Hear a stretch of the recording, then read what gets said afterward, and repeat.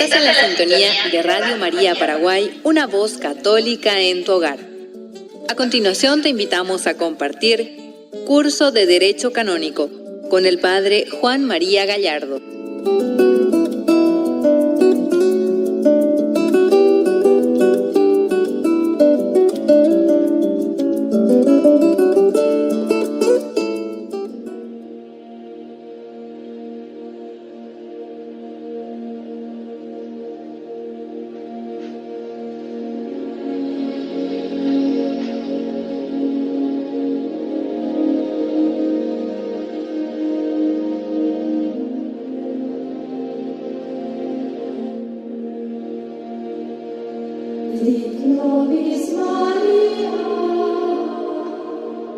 En el nombre del Padre, y del Hijo, y del Espíritu Santo. Amén. Queridos amigos de Radio María, bienvenidos a nuestra última lección de este curso de Introducción al Derecho Canónico. Hoy nos dedicaremos a hablar de los actos jurídicos. Y comenzaremos dando su noción, su definición, cuáles son sus elementos y cuáles son las clases o tipos de actos jurídicos. En primer lugar, decimos que no es fácil definir con precisión el acto jurídico por la pluralidad de supuestos y elementos que acoge.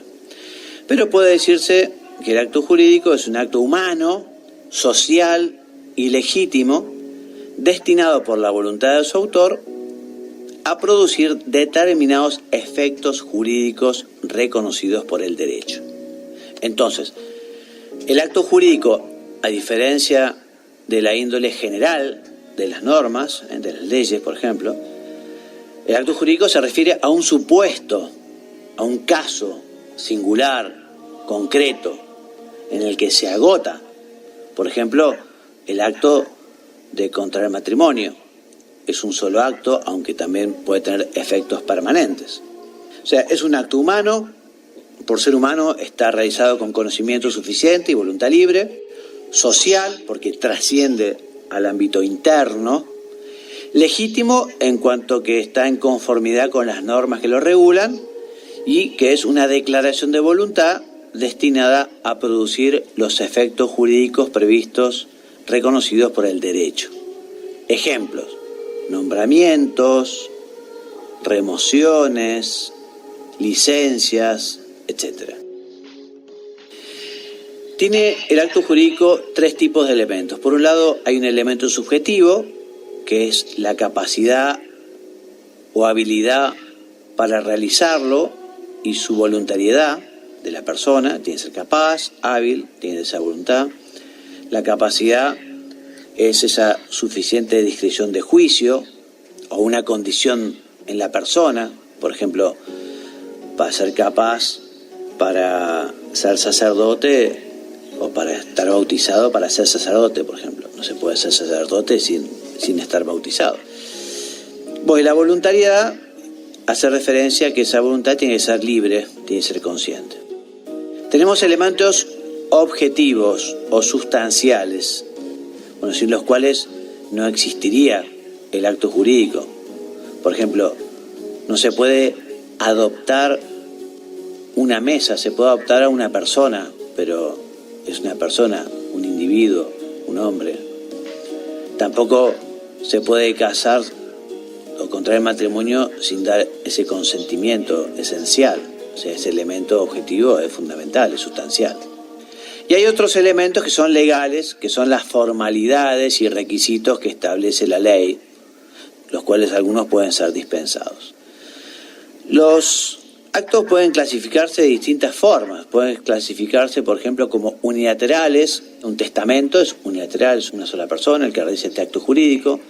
Bilaterales o multilaterales, cuando concurren más de dos voluntades. Otras distinciones que pueden ser públicos o privados. También se puede clasificar por su objeto, por su contenido específico. Es un mandato, es una prohibición. O también puede referirse a uno de los tria munera, el munus docendi, el munus santificandi, el munus regendi. O también hay otros criterios. Un criterio personal, un criterio patrimonial. También los actos jurídicos pueden ser públicos y también pueden estar relacionados a la función administrativa. O sea, algunos de los actos jurídicos son de la función legislativa, otros de la función judicial y otros de la función administrativa. Recordemos que en la Iglesia no hay 3 poderes, pero sí hay diversidad de funciones. Por ejemplo, el mismo obispo es el que tiene la función legislativa, la función judicial y la función administrativa. Bueno, ahora nos vamos a dedicar a hablar especialmente de los actos jurídicos de la administración.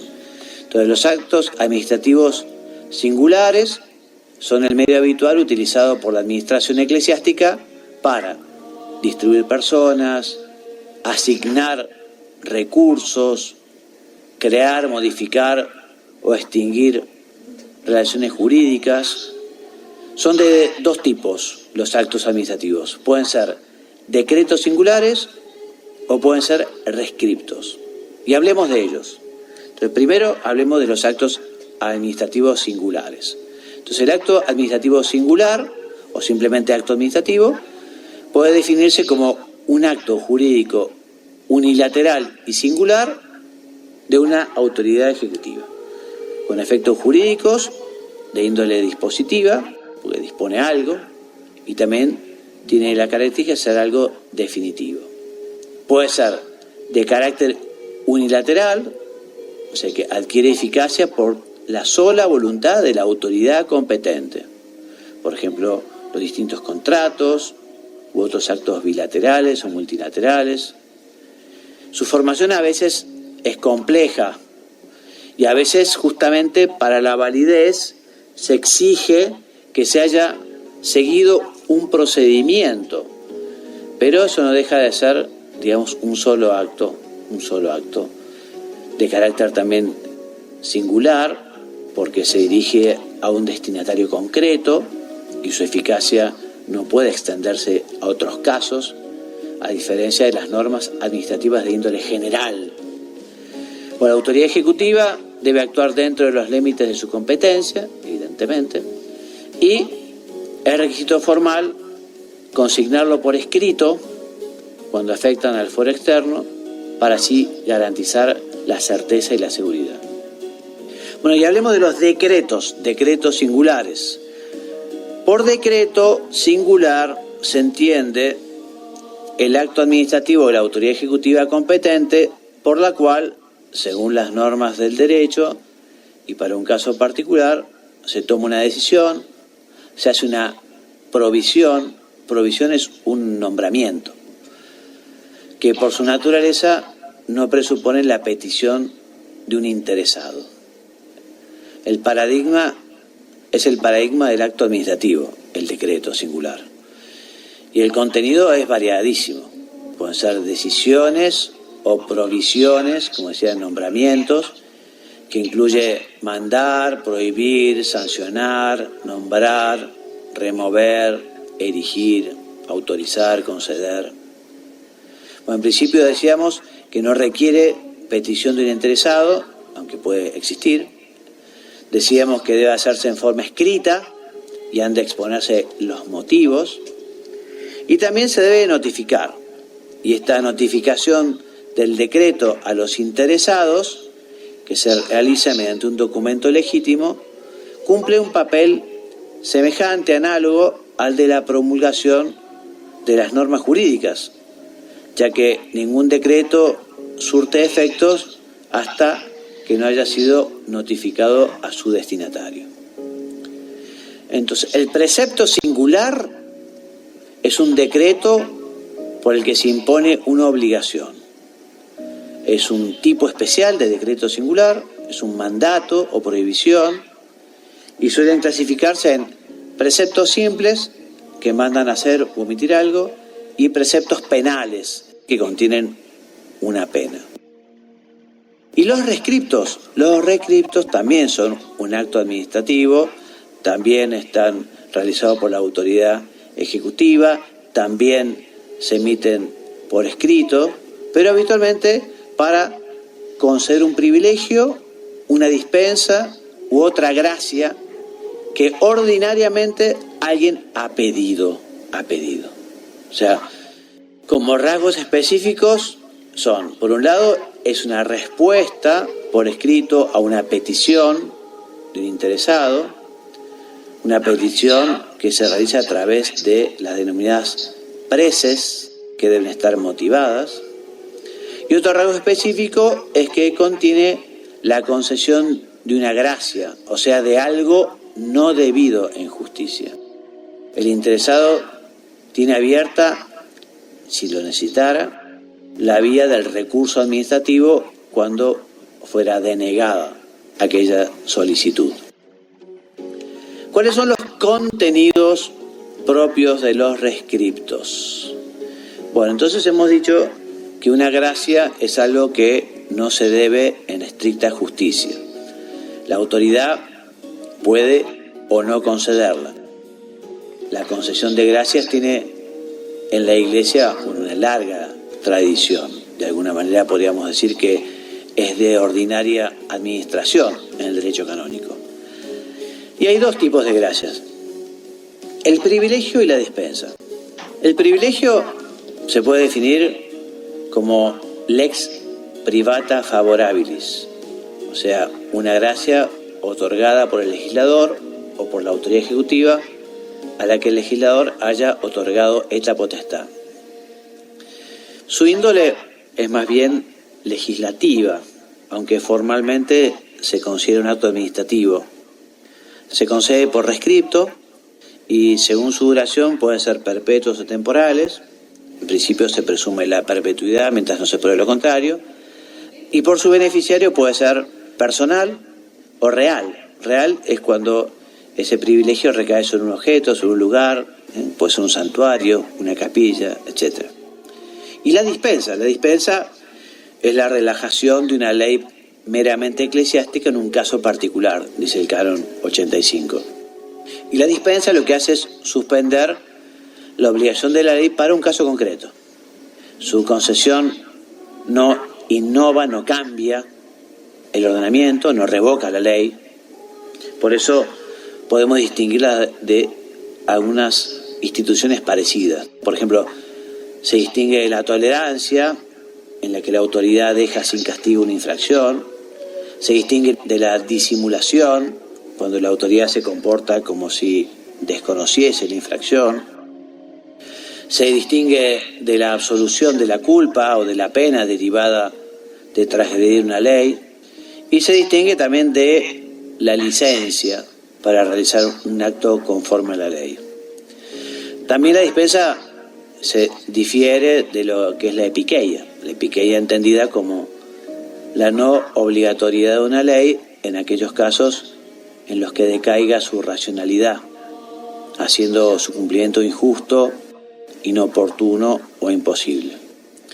Respecto de las reglas de competencia para la dispensa, están contenidas en los cánones 87 a 89 y en el canon 91.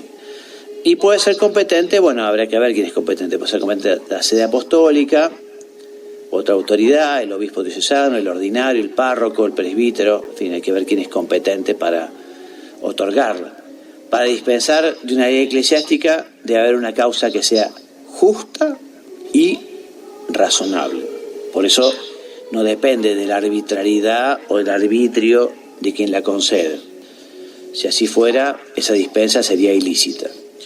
Con respecto de los actos jurídicos de la autoridad privada, estas son figuras contractuales como la constitución de asociaciones o fundaciones privadas, como negocios de tipo patrimonial, eso ya se puede realizar en la Iglesia. Y por último, una noción nomás que no vamos a profundizar y así finalizaremos nuestro curso, que es que en la Iglesia también existe lo que llamaba la prescripción. La prescripción es un modo de adquirir o de perder derechos, está la prescripción adquisitiva, o un delito puedes prescribir. Es un modo también de liberarse de obligaciones por el transcurso del tiempo y con ciertas condiciones. Habitualmente el legislador eclesiástico remite en esta materia a lo dispuesto por el derecho civil en cada lugar, salvo en aquellos que determina el código especialmente, Y una de las exigencias características de la prescripción en ordenamiento canónico es la buena fe. Por ejemplo, utilizar de buena fe un bien como si fuera propio. Bueno, y hasta aquí entonces nuestro primer curso de introducción al derecho canónico. Han sido 7 lecciones. Esperemos que les haya sido de utilidad para tener un pantallazo, por lo menos, de algunas instituciones, de algunos institutos, de algunas nociones del derecho canónico. Siempre podrán encontrar en internet algunos manuales, un mismo código de derecho canónico. En fin, no quería dejar de agradecer a Radio María la posibilidad de grabar estos contenidos también, y esperemos que les sea de utilidad. Llegado el caso, siempre se puede acudir a un especialista, algún licenciado o algún doctor en derecho canónico para resolver temas canónicos que, bueno, después se van viendo y estudiando en otros momentos, digamos, de esta materia. Esta materia habitualmente se divide en 3 grandes partes.